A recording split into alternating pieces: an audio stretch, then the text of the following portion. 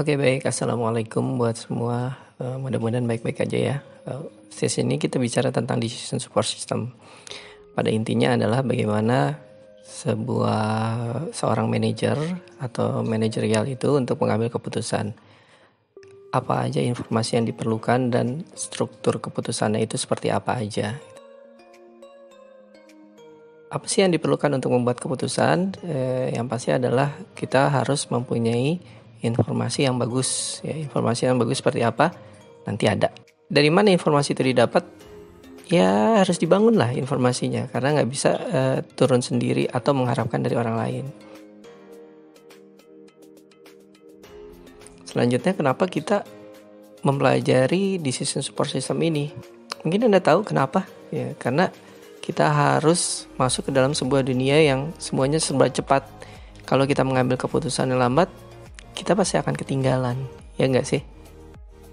Sebelum kita masuk ke mengambil keputusan, karakteristik dan sebagainya, kita coba dulu untuk mereview struktur manajerial ya. Jadi levelnya itu apa aja? Seperti kita tahu ada strategic management, itu yang paling atas ya. Jadi kalau orang-orang sih bilangnya top management, tapi kita bilang aja bahwa di sini adalah strategic management. Yang kedua adalah tactical management. Tactical management itu adalah menerjemahkan apa yang sudah disusun oleh strategic management.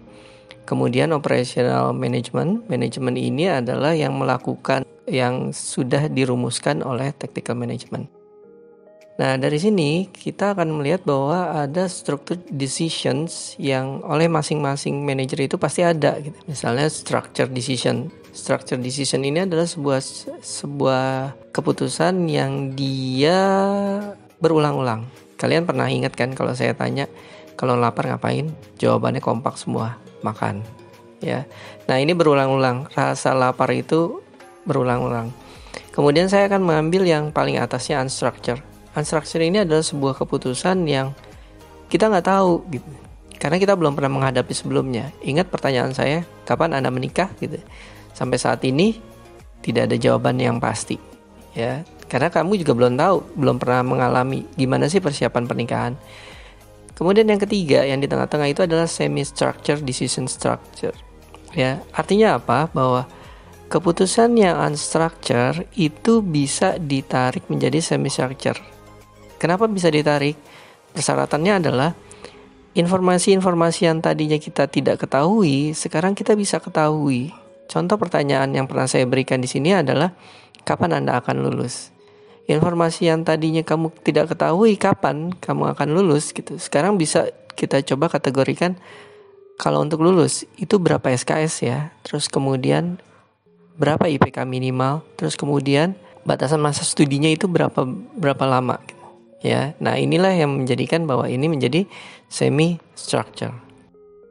Di sebelah kanan kita bisa melihat bahwa information karakteristik. Makin ke atas karakteristiknya itu akan makin berbeda dengan level yang di bawahnya. Contoh, kalau kita bicara masalah information karakteristik untuk level manajemen yang strategik, maka sifatnya akan ad hoc. Artinya apa? Bahwa tidak selalu harus dibuat sebuah permanen. Yang keduanya unscheduled. Unscheduled ini tidak terjadwal. Jadi kapan aja dia minta, atau si strategic management ini minta gitu.